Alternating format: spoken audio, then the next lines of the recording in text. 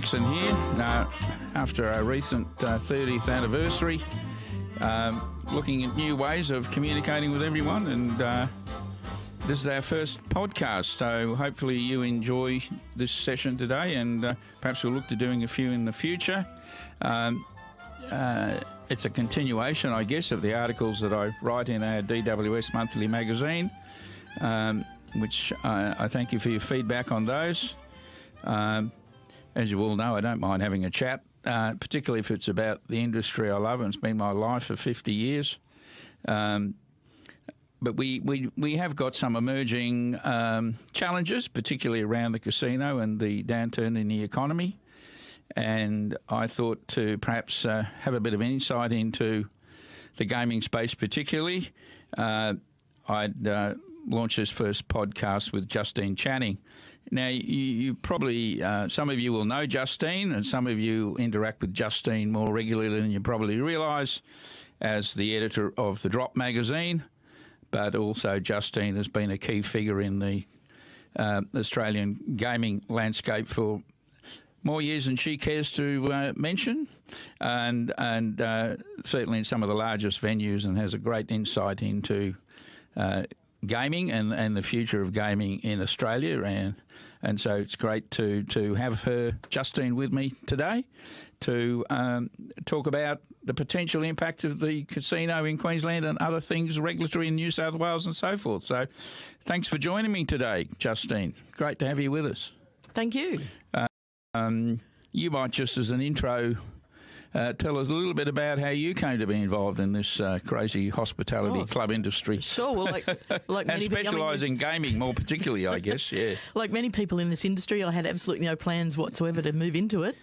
I was originally an archaeologist, so something a little bit different, but worked my way through university in clubs and hotels when I was younger, and kind of just got stuck into it because it's quite a fascinating industry with lots of variety, lots of different jobs you can do, lots of avenues to senior management, and lots of different markets that you can work in. So it's great. So I've been a club manager. I've been a gaming manager for many, many years, probably close to 30 now. You call me a legend make me sound old, but realistically it's just... but it's, I worked as a club gaming and marketing manager. I've worked with hotel groups. I've worked with casinos. I've worked in Australia and overseas in Europe. I've worked with Aristocrat and IGT as a product specialist, so I've got that background in that as well. So it's that's what I mean by there's lots of variety in our industry. There's always something different you can do. So obviously, being the editor of Drop magazine gives you an insight into what's unfolding a fair bit in the club industry generally across Australia. It certainly does, because I've got to keep on top of what's happening in all states. Yes. And we also now have quite a bit of a readership coming in from America and Europe. So I kind of have to keep an eye on everything that's happening over there too. And there's some lessons for us in what's happening in America in particular. Yeah, good. So it's interesting. Yeah. And as I said, we've got the casino opening here on the, I think, the 29th of August, I think is the advertised date. There's a lot of conjecture about what impact it may or may not have on the club industry in Queensland. Some seem to think it won't have much impact. Others seem to think it'll have a lot. And I guess it will set some new standards of not only for gaming environments but potentially for F&B. As we know, there's going to be a large F&B content within that complex itself. It'll be a destination in its own right. And so it'll be interesting to see. There has been a fair bit of research done. I mean, have you heard anything yourself from the Queensland market as to whether they think it'll be a non-event or some will think it'll be a big issue?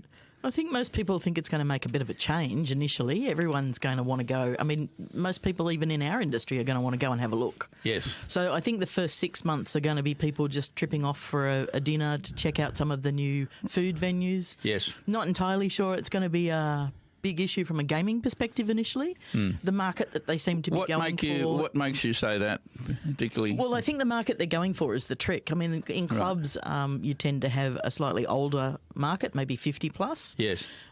What they're going for is the Instagram market. They're going for the 20s and 30-somethings. They're going for the special night out market. Okay. And in clubs, we're just the good value proposition. Right. And we have a different type of clientele. Yeah. Doesn't mean our clientele won't go and visit the casino, but it certainly, I don't think, is going to make too big a difference in a lot of ways. You're just going to have to sharpen your pencils. And that's just what I was going to say. Do you think it really will? It'll put a greater focus on the clubs that, present their facilities a lot better, provide better service. It could have an impact on clubs that don't do that don't lift their game to some extent. And I think one of the biggest issues is they're going to probably have rolling openings for a lot of their food and beverage venues. Yes. They won't just open everything. All 50 restaurants won't be open on day one. No. So they're going to open, 20 in the first month and 10 in the next month, so they keep giving people a reason to come back. Yeah. So I think for the first 6 months, you just need to kind of close your eyes and make sure your place is neat and tidy, and you're being nice to your customers, as nice as you're allowed to be. Yes. And making sure that you've got all your ducks in a row as far as staffing levels. Making sure people are getting personalised attention. That's where casinos tend to be very, very good. Yep. Is making sure that experience is a personal one. Yep. And I think with clubs, we're pretty well situated to be on that personal level with our customers. We know them all. We know Mrs. Smith walks through the door every Monday morning at 10 o'clock. Yep. We all say hello. Yeah. So that's something the casino will be struggling to build. We already have that. Yeah, right. And we need to make sure we keep reinforcing it. Oh, absolutely. And that's been difficult, obviously, in recent years with the significant staff turnover that we've had in the industry. And we're finding at the moment with the casino spending more money advertising to attract staff than we are to attract customers. There's probably starting to have a little bit of an impact on recruitment again. We found that in the last 3 or 4 weeks, even particularly. So that'll be interesting to see how that finally unfolds. This is something that happens quite a lot for the clubs that are near the casino in Sydney, both casinos. We tend in those venues to employ slightly older staff. We fit our staff to our market. Right. The casino will be going for 20-somethings that look good. Yep. Which is well and good. That's the market they're trying to attract. Right. But in clubs, you've got an opportunity to spread your recruitment a little bit wider. Go for people that are easy to talk to, people that are the girl or boy next door rather than the flashy Instagram host. Yep. And it tends to work better. Yeah.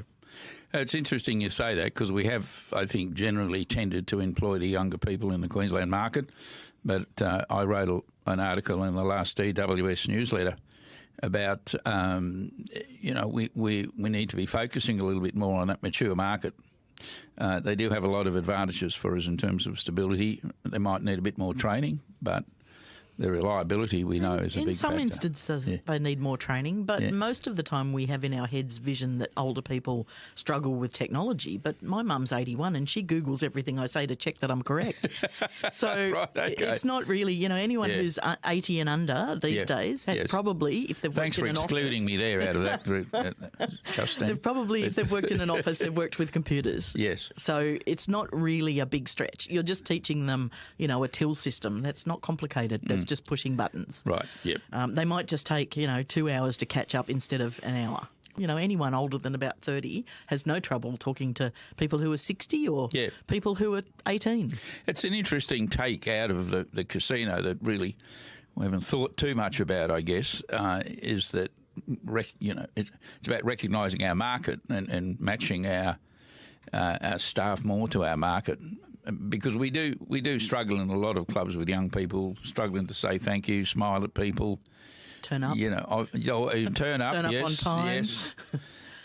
It has been said to me in the past, why should I smile at customers when they won't smile at me? And that sort of approach. So it's an interesting takeaway, I guess, from this discussion about everybody's complaining about staff issues all the time, although it has got better in the last 12 months. There's no doubt about that. There are clubs out there that deal with that younger market and they need the younger staff to appeal to that market, but not every club does. And at the end of the day, for most people who go to a club, it's about the convenience. Yes. They don't want to have to drive 5 kilometres and try and find a parking spot. They know they can go to their local club at 6 o'clock and find a spot out the front in the car park and walk right in the door up to the bistro and not have to line up for half an hour. Yep. The casino is going to be packed initially, so that convenience will be a plus. And you've got to drive into the city. Yep. And I remember when they were digging the hole, which I think was reported to be the biggest hole ever been built in Queensland, apart from the mines. And I remember thinking it'd be a hell of a long way down there in a car trying to find a car park on the 14th floor in the hole in the ground. And so, I guess so, trying to identify what the pluses and minuses are potentially for the club industry. So we could say parking's a unique advantage for us. Absolutely. Yes. We do perhaps probably need to look at recognising that they're going for the younger market, so should we be looking for a more mature staffing issue around that as well, and the reinforcement, obviously, of the familiarity and customer service that I think clubs have always done well. I don't know how you find it, but I find in Queensland, the further I get out of Brisbane, the better the customer service is and the more familiarity it is with staff in regional clubs, particularly. Yeah, I must admit, the country clubs that I've been, well, even to be honest with you, in the Gold Coast, I come up here quite a bit. Right. With family. I'm almost an honorary Queenslander these days. Yes. With family on the Gold Coast, all the clubs there that I've been to have got exceptional service. And, they're really careful about their customers. I've had people who walk in the door and they've spotted I've got a New South Wales licence and they start talking to me about where I'm from, and those sorts of things just make you feel welcome as soon as you walk in the door. It's a big plus. Yeah, Casino won't have time to do that stuff. No. They won't even be focused on that stuff. Yeah, I just happened to be down in Melbourne just a few weeks ago doing some corporate governance with the RSL network down there and visiting a few clubs, particularly in that inner Melbourne area. You do find there's a bit of a coldness about the interaction, whether that's just Melbourne or it's the city, but you just don't feel as comfortable, I guess. I think Melbourne clubs are really hotels. Yes. Everything in Victoria is a hotel. It's run that way. Yes. The venue's set out that way. They've got a lot of restrictions down there too, which makes life a bit hard. But they do tend to be a little bit different. They're more like a hotel. You go into a club up there, you've got fluoro shirts coming in at 3 p.m. You've got totally different crowd. You don't tend to find that in a club in New South Wales or Queensland as much. And I know talking about Victoria probably wasn't part of the focus, but it is interesting because of the way gaming was introduced down there. Most of the clubs that I get involved with down there don't have gaming IP because they contracted out the management of their clubs, and so it's a big stumbling block for club development when they don't have IP. And I find in Victoria the managers, while they're very, very good operational managers, when it comes to gaming, they don't know what they don't know. So it is a struggle for them. They've never had to pick a game. Never had, and they take a long time to find one that they think will work for their venue. And they have a limited range of product down there too. They don't get the same range of product from Aristocrat and IGT and Konami, etc., that we do up here or down in New South Wales. Yeah, and they also, one of the other limiting factors there was the fact the government allows the local councils to have more involvement in where gaming goes. So, and unfortunately, a lot of those councils have got green members on and they're them. very small councils, and so it doesn't work well for the industry down there. Okay, coming back to, I guess, the Queensland casino opening and the potential impact that may have on the Queensland club environment. And there have been quite a few reports done over time, particularly the Synergy report, which was commissioned by Clubs Queensland. And there were two versions of that. There was a version done a few years ago and a more recent version. And that did indicate that there would be a decline in gaming in the Queensland club industry. Synergy report, the general consensus, again, because of the industry's quite... say there are some polar opposites, I think, to some extent. There are some who think the Synergy report was far too conservative. There are others who think the Synergy report was... didn't go anywhere near as severe as it should have been. But the Synergy report said that, and again, it was coming back to what is it going to cost the community, I guess, because obviously the club industry supports the community to a huge extent. So any loss of revenue and profit in clubs is going to impact on their community contributions, and there'll be a direct correlationship there. Synergy report said around about 9 million they thought was going to be lost to community organisations through the introduction of the casino.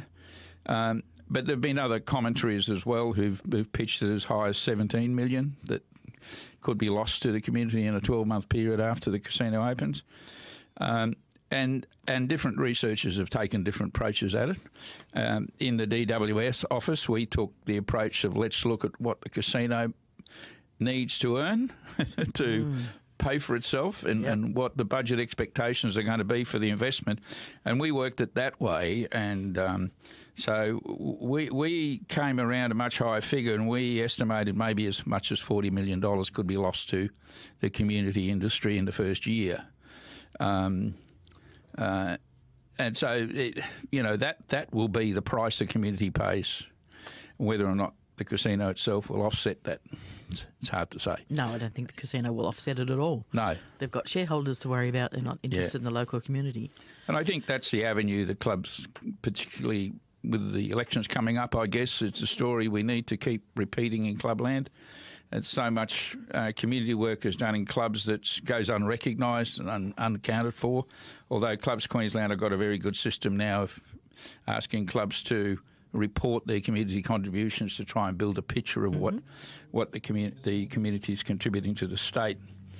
I think the concern might be for smaller clubs that don't have the nice amenities, that don't have the range of facilities.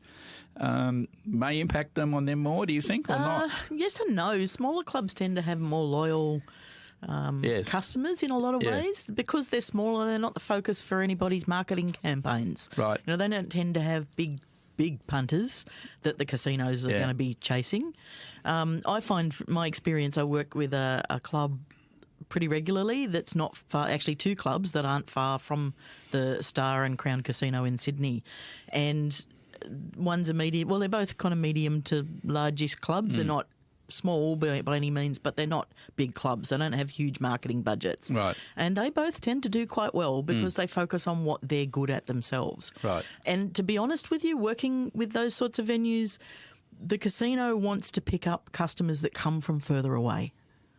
They want to be able to go and pick somebody up in a bus from the Sunshine Coast and bring them down to Brisbane to stay overnight. It's like containerising them. And then take them back the next day. So they get them to come down for 2 days and an overnight stay. Whereas if you're local, you're just going to go, like I have customers at the club one club that I work at that's about 3 kilometres away from the casino.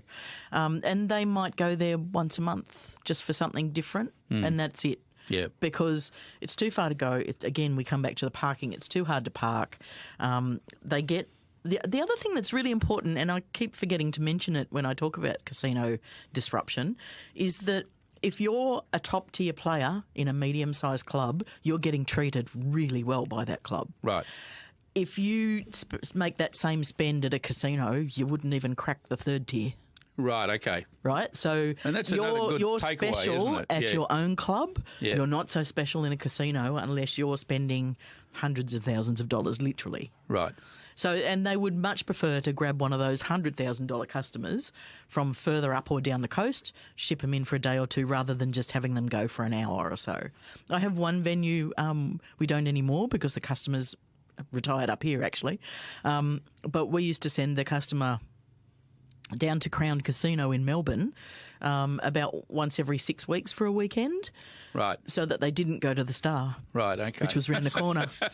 Okay. So you can do some quite clever things to get around it. But, always remember, if you're treating your top-tier players extremely well, they won't get that service because they're not as big a player in a casino. And that's a really interesting point, isn't it? Because the fear that gets spoken about in the Queensland environment is that the casino is going to target our top punters. They will, but you won't see it. But yeah. Right, so what they do is they send out essentially their VIP or the player development hosts rather than VIP hosts, 2 separate things in a casino. Right. So they send their player development people out and with their business cards, and they'll sit in your venue just in plain clothes. You won't know who they are. And they'll look around to see who's betting, $5 a go, max bet. Yep. And they'll start a chat with those people. They'll start a chat with those people, and then introduce themselves, say, I work at the casino, why don't you come visit? I'm there on Saturday nights. Here's my card, give me a call, I'll organise for you to get special parking. Yeah. Right, and that's the way they'll pick up those bigger customers of yours. Yeah. But again, if you're treating them well in your venue, it becomes all about convenience. Yeah. So those customers won't be going to the casino every night unless they live really close. Yeah, because I think the point you're really making there, what we might call, high-end punters in clubland would not be considered high-end punters in a casino environment. Correct. So, and I guess that brings us to our loyalty program to some extent, and how our loyalty program is focusing on our big supporters in the gaming room. And a lot of clubs have been re-looking at that as well. I think a few years ago we realised that we probably were. It was all very well to reward everybody for buying a beer and a schnitzel, but because we weren't making any money out of those to any great extent anyway, the loyalty program was a bit skewed, and we weren't sort of perhaps recognising the contribution that our gamers were making. One of them, well, I wouldn't call it a mistake, but one of the things we've traditionally always done is we've given our tier levels different discount levels. Yes. And with discounts, it's just a race to the bottom if you start competing with a casino. Yeah. And they've got a bigger budget. So you really need to avoid that. With casinos, competing against casinos, you need to go personal. Right. You need to know that your top tier players are, follow the Brisbane Suns or love going to the opera, things like that. And you need to reward them somehow with things that are special to them on a personal level. You need to know when their wedding anniversary is, what their husband likes to eat so that he gets a special meal when he comes for the wedding anniversary. The name of their dog. Absolutely. You need to know all that information. You need to also know things like, are they going into hospital? Are they planning on going on a holiday? Because if they vanish for a week and you start making the assumption they're at the casino, you're going to trip yourself up. So one thing we don't do enough of in our industry, and I think we need to do, particularly with those bigger players, is if they don't turn up for a week or so and you don't know that they're on holidays, make a phone call. Yeah. Find out where they are. I've had a customer, again, same club, not far from a casino. She hadn't been in for 2 weeks. She was a $350,000 a month customer. Wow. Right? So she was a target for a casino. And she stopped coming for about a week or two. We made a phone call, found out what was going on. Her parents were sick and she'd had to look after them. So we took over delivering the food for the parents to give her a break. Yep. Right. So again, that's personalised service for a top-tier player that every club can manage. Yes. And then we need to be aware of these things, and they're important to our business. We need to make sure that they understand that. Because I think when we talk about loyalty, the first thing we think about is the level of discount. Yep. I think what you're suggesting is that when we're looking at what we do provide to our bigger supporters, is that it may be other services. Correct. Or that connection that's more important than perhaps the discount on their schnitzel or. Yeah, whatever it may be, and we do things that are a bit of a extra raffle tickets, and that's all well and good, but it just means there's extra raffle tickets in the pile. Yeah. Sophisticated gamers understand that. Yeah. They're not going to turn up for a raffle because they've got an extra 50 tickets. Yeah. You really need to start thinking outside the box. I'm not talking about your top 200 players. I'm talking about your top 20. 20, yeah. Okay. And then also too, we need to remember that those smaller players, that lower tier, actually contribute a significant amount of money to our venue, not just in food and beverage, but also in gaming. The churn market. Absolutely. And they need to be comfortable turning up. Again, for them, it comes back to that convenience, getting a good meal, good value, good service, and then they'll go in and they'll put $100, $200 in a poker machine. I'm getting a sense that you don't see necessarily the casino as a major issue for the Queensland club environment, for the clubs that do it right and understand what they need to do to be competitive. Yes. Look, I think, to be honest with you, initially it's going to be an issue for everybody. Yes. Because people are all going to want to go to the casino and have a look. I think we all recognise that. The first 6 months is probably going to be but certainly different. Every casino is the same. They've got top-end restaurants. They've got flash sushi places. They've got fantastic patisseries. Right. They have all these flash things. It's a special night out. Right. After a while, it just becomes special. Right. It's a birthday night or a Christmas night. Yeah. It's not a Friday night. Yeah, not every Friday night type Correct. thing. And I think, too, we need to start looking at some of our marketing. We tend to, sorry guys, but in our industry we tend to communicate with our customers like they're men. 2 for 1 steak on Friday nights. Yeah, right, Just okay. facts, right? Guys love facts. Yes. So we tend to feed the information to them that way. If you're advertising something in your bistro, it needs to be too tired to cook. Bring your family here and let us cook for you. Right. Let us do the dishes. That kind of stuff. So it needs to be more female oriented. Because mum's the one who makes the decision about where that wallet goes, not dad.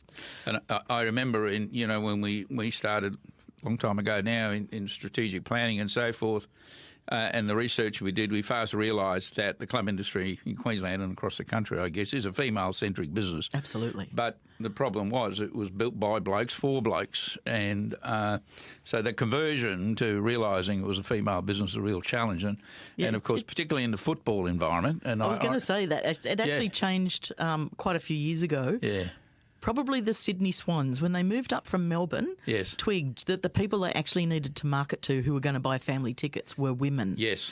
And that changed the whole way that the AFL marketed. It was a non-event in Sydney. Yes. Now it's bigger than rugby league. Yeah. It's massive in Sydney. Every one of my friends that's got teenage kids, they're up watching the Swans every home match at the stadium. Well, they would have been disappointed the weekend then, wouldn't they? Yeah, they were. I think I'm not sure if they've tumbled off the top of the ladder and the Brisbane Lions are in fourth and they've probably jumped up. We need to claim a few brownie points back after the State of Origin anyway. So we'll take that one. Interesting games. It doesn't matter. Next week we won't be blue and maroon. We're going to be green and gold. Yeah, right. We're only going to be concerned about whether or not we've beaten the Americans in the swimming pool. Yeah. But I think also that, coming back to that female centric type business, and they do control the wallet, whether us blokes like it or not.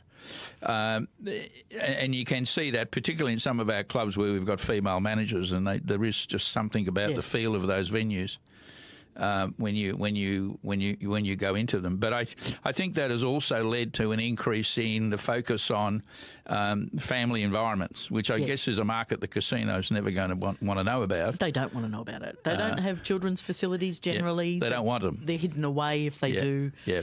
They don't want that market at all. No. They want people to come in once a month or once a fortnight with $1,000 in their pocket. And have a real big night. Yep. They're not really interested in that churn market, which we've got and we hold quite well. Yes.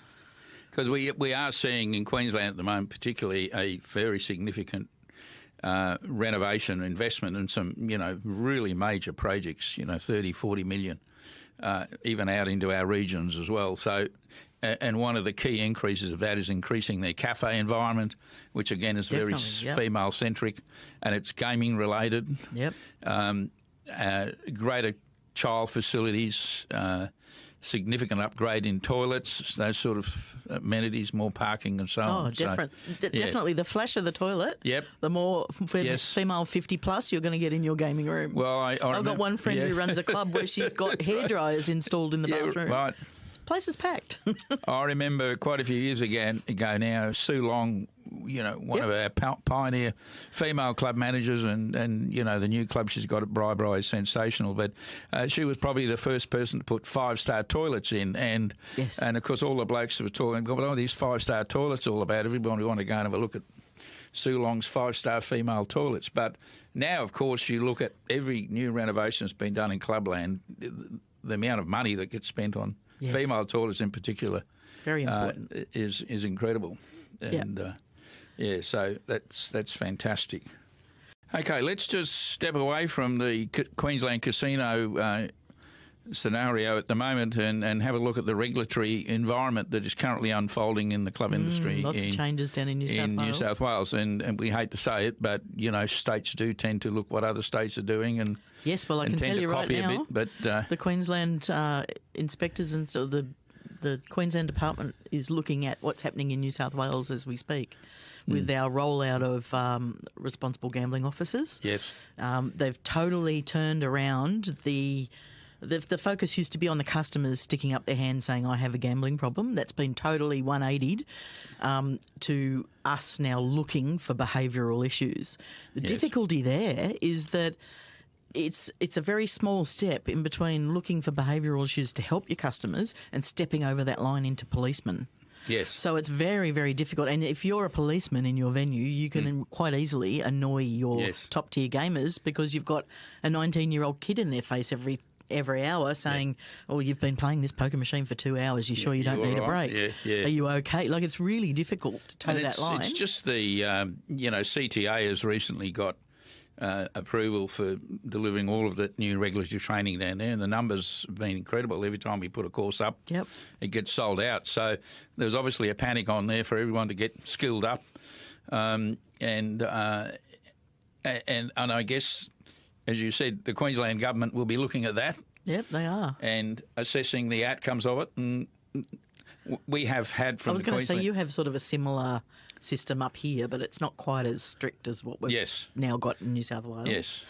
But I know a lot of the clubs in Sydney were looking at, their duty manager level and above, getting them trained up with the advanced gaming, responsible gaming courses. Right. But now they've realised that they're putting it out in practice that they really need everybody on the gaming floor to have that same training, so the expense has increased. Yes. And so you've got to have flexibility in your rosters. You can't just have two people who are duty managers. Duty managers spend their day, putting out a chip fire in the kitchen, and then 5 minutes later a keg's run out down in the cellar. They can't be on the gaming floor when they need to be to look for these little behavioural issues. There's a few little technical things that are happening along the way. There's really, really interesting systems. Cherry Hub's one. RedeemX is another. There's a few apps that help those RGOs. It's a tool for them to work. There's alerts when people have been on a machine for 3 hours or more that gives the RGO an opportunity to go up and have a chat with someone. There's a escalation of issues. So you might just have something that's monitoring. You might see someone, I don't know, rubbing the buttons with a lucky rabbit's foot. And you need to sort of just think, okay, I saw that person doing that on that machine, and you write that down as a note. And then if they, something else happens later on and there's a bit of an escalation there, you can go on what we call check-in with them. So you can have a quick chat. With most of the customers that I deal with, you get in front of your top-tier players and just have a chat with them and say, this is explain what we're doing, coming, why. This is why we're doing it. If you get a 19-year-old in your face asking you questions, this is why. We have to do it. So, again, that's a communication thing, particularly with your major, your regular the major punters. ones, it's more a personal, go personal with your top-tier players or your upper-tier players.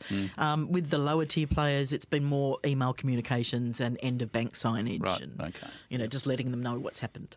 Obviously, when the Queensland industry looks at what's happening in New South Wales, there's always a trend, as you indicated. Yeah, look, I think the Queensland regulators are looking at what's happening down there, so we can expect a greater increase in requirements around harm minimisation, essentially. If you look at the history of gaming in the last 30 years, the first 10 were all about expanding our maths, expanding our reels, expanding our art, all that sort of stuff. And then for the last 10 years, it's been all about contractions. Right. Withdrawing privileges for this, that and the other. And in New South Wales, we have quite a... And limiting the number of machines now. There's no new machines going into any of the markets. The amount of money going into machines, max bets, all that sort of information is just becoming restricted. The way the maths is constructed in a game is much more limited than it used to be. It's a lot less volatile. It's the word that we use in our industry a lot than it used to be. And so all of it's about, watching. There's a lot of lobbyists out there that have lived off this whole industry as far as anti-gambling. And they're focusing on us rather than focusing on where the bigger problems actually are, which is online gaming. And on sports betting and stuff like that. But in real time on credit. And of course you can still buy a $42,000 lotto ticket from the government. They haven't stopped that. They haven't stopped advertising that. No, that's right. In fact, the advertising for lotto tickets is I think, quite draconian advertising in terms of trying to manipulate people into... Can be, but I think most of the clubs and hotels in New South Wales have kind of got their heads around the new RGO role.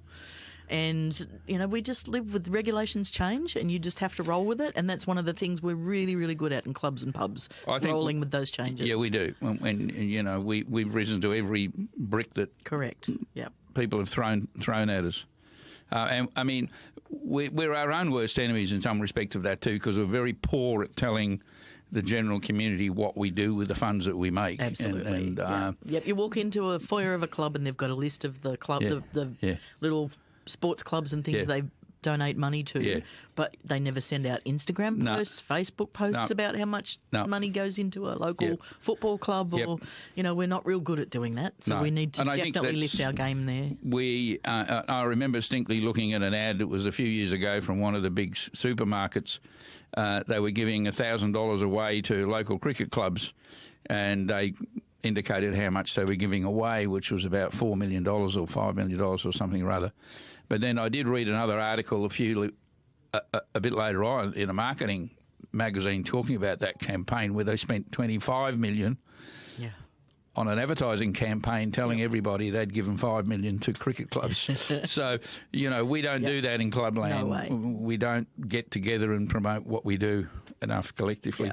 I guess the other issue that everybody's, watching keenly in New South Wales too is the cashless gaming trials. Yep. And what's the latest update on that? So the government actually took over the whole trial process about 3 months ago in New South Wales. We had Aristocrat trialling in a club up in Newcastle at one stage. IGT were trialling in a club in the city. The government's now taken over, and they called for a voluntary 500 machines to go into a pool to trial cashless. They got something like 6,500 because everyone in New South Wales wants cashless gaming. Right. We just don't want compulsory cashless gaming. And compulsory is even the operative word. Absolutely. And we need to move our customers towards cashless gaming anyway. The banks are saying that 2028 cash will be gone.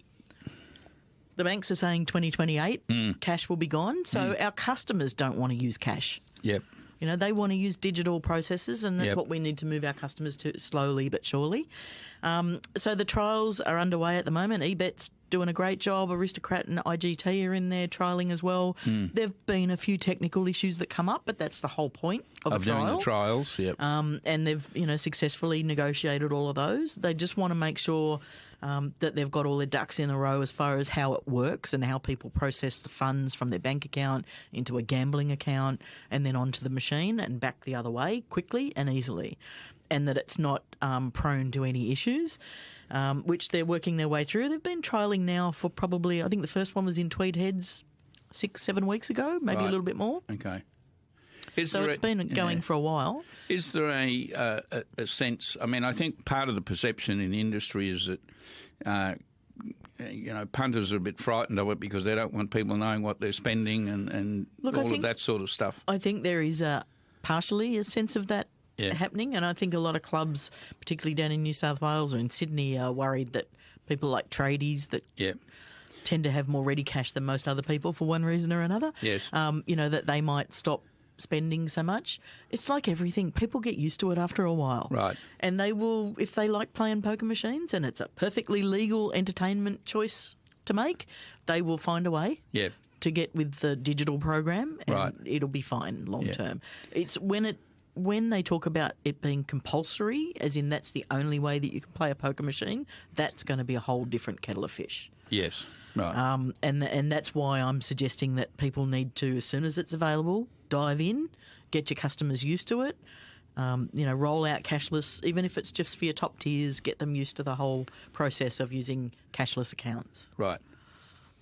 And you see longer term, I suppose if it's voluntary, it's not a big issue, but as you say, I guess some of the fears are that it's the thin end of the wedge for compulsory. It will be. Yeah, it will become eventually compulsory.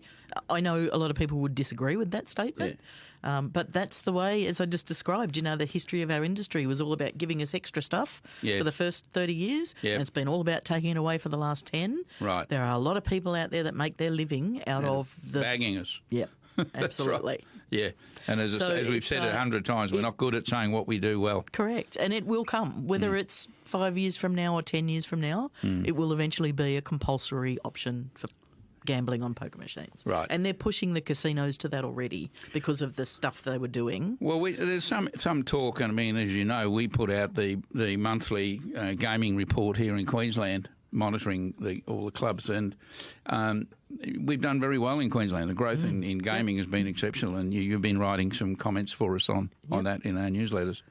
And so, one of the theories is the reason why that's happened is because the casinos are not as attractive to some people, and that maybe the club industry's benefit from that, although there's no evidence. I think it's just a perception. But well, it doesn't matter if it's a perception, really. Whatever. It's kind of nice when it happens that way. Exactly. Yeah. It is in New South Wales the same. It's up on previous years. Right. Same in Victoria. It's up.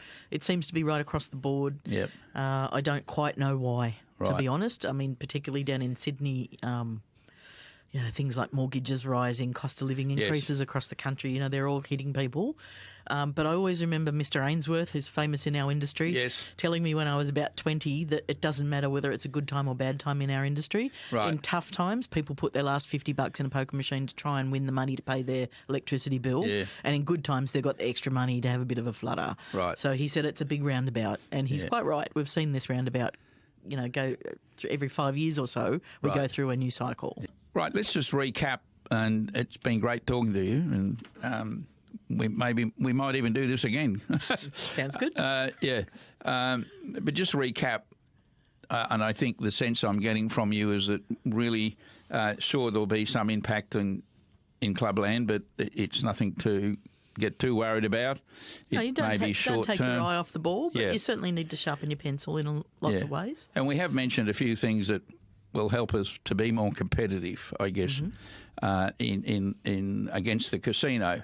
And one of the things was certainly about our staffing issues and making sure that we perhaps have another look at a more mature staff. Yes, definitely. And don't forget to form a better relationship with our older customers. Yep, and the casino is actively out there poaching at the moment. I know they've pulled a lot of people even from New South Wales. Right. We've got really good experience in clubs and hotels. They've got a gap in their marketing casinos in that they're not used to actually operating according to regulations. Yes. So they have a cultural issue in the casinos, which they're working really hard to change. Right. But the way they're doing that is by pulling in people from clubs that are used to regulations, that are used to dealing with customers within certain parameters.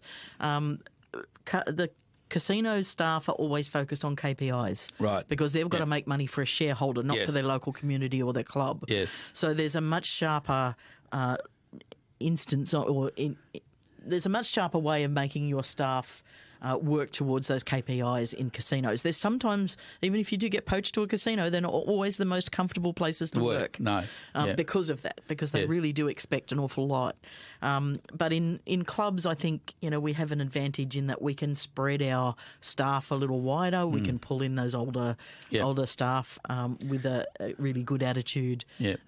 The casino will try and pinch some of your younger staff. Well, I think that's happening already in terms of even just in the last couple of months recruitment.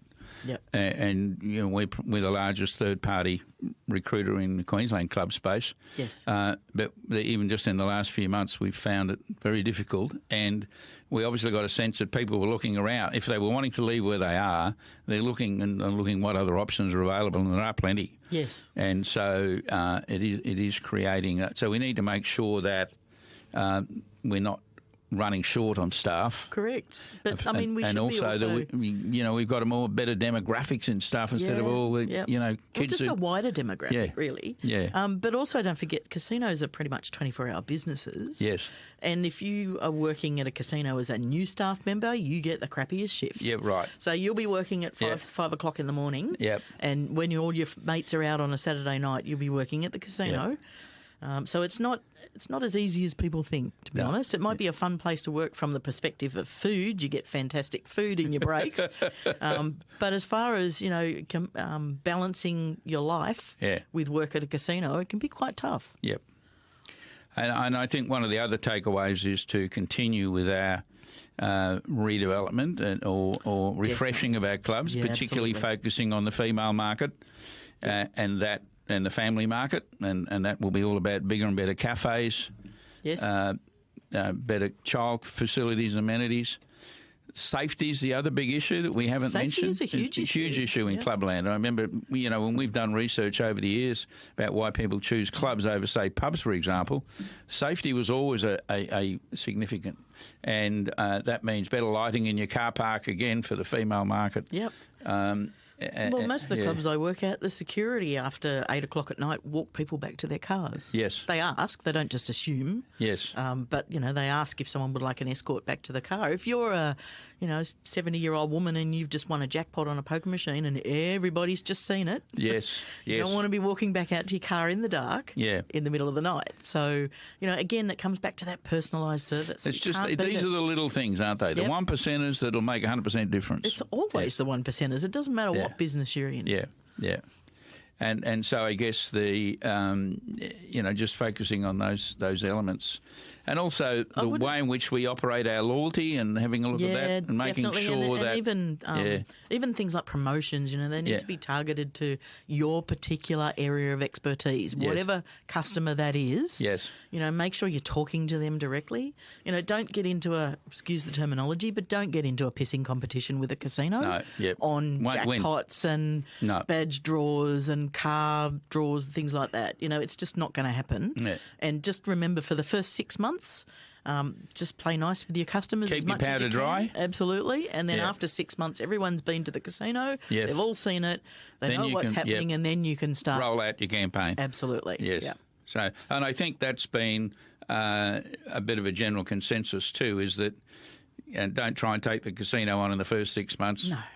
Keep your funds, save your money, let them have their glory for 6 months, and then come out with all guns blazing at the end of the 6 month period. Yep. With the key things that identify with your key market. I think correct. That, everybody has a market that they're really, really good at servicing. Yes. And everybody needs to know what their point of difference is in their club. And I'm sure every manager up here understands it. Yep. So they just need to focus on that. Well, it's been great talking to you again. I know we've had lunch and coffee quite a few times in the last year or so. A few disagreements about the football, but outside of that... that's okay. Yes, right. maybe we'll take up soccer and then, there won't be any arguments. But it's been great talking to you. We must do this again too. Perhaps six months after the casino's been open, we'll have a look and get some feedback. But... No, and just I remember talking to you in the past too. I mean, you managed some rather huge gaming floors too in your past, and we didn't mention about that earlier. I do and I don't. I tend to work as a consultant in the industry now. And historically, I have worked in large venues. We're thrilled that you're on our team of consultants too. Well, I'm doing some work for DWS with some gaming specialist stuff. It's good. And but I think you remember telling me one of your venues had hundreds of game machines. I'm trying to remember. I've worked in quite a few large ones. I mean, probably a couple of times I've been called into Panthers to work on special. So how many machines would they operate these days? They've got 5 venues. Right. I think it's about 1,500 machines or something like that. I can't remember. It might be 1,200 now. Yeah, right. I think I might have taken a few out. Okay. But they've got a really, really good gaming team in there. They've got a smart marketing team. Great. They're quite fun to work there. And I know that Tony and Louise, our marketing people in our office, were having a look at the staff they've got and in their marketing department in the casino, and it's incredible the number of people they've got. Yeah. Well, their marketing encompasses everything from promotions to communications to gaming promotions, food promotions. They have all these specialists in different things. Right. I know someone whose job is to take the Instagram photos of the food. And that's all. That's the job. Yeah, right. Okay. So they tend to be very, very serious about their marketing. Yes. And like I said, they will do whatever they can to pinch your customers initially. And unfortunately, in Clubland, there's still a bit of a cut and paste type stuff with copying other people. There's not a lot of creativity at the moment. Well, I think it's changing. Specific. To be fair, I think it's changing. I just think, again, we need to focus on that personal stuff. Right. If you're talking to gamers, then you're probably in most clubs talking to 55-year-old plus women. Yep. So talk to them the way they want to hear.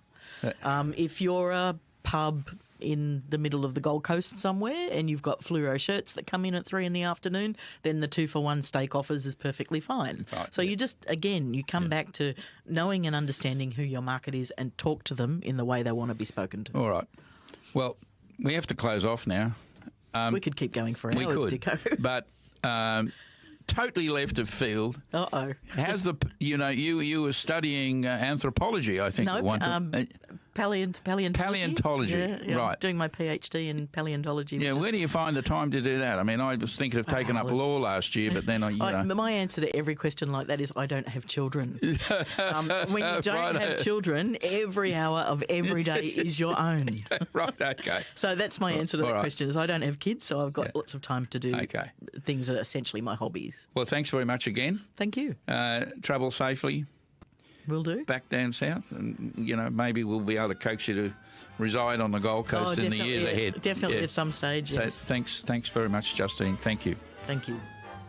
Well, thank you everybody for joining us today. I'd love to know your thoughts about the discussion we've had with Justine, and if you'd like any information on anything we've discussed, please don't hesitate to contact me, or you'd like to have an appointment with Justine to talk about your gaming site, just give us a bell. And if you like the discussion, share it with a friend as well. So thanks very much again for your time.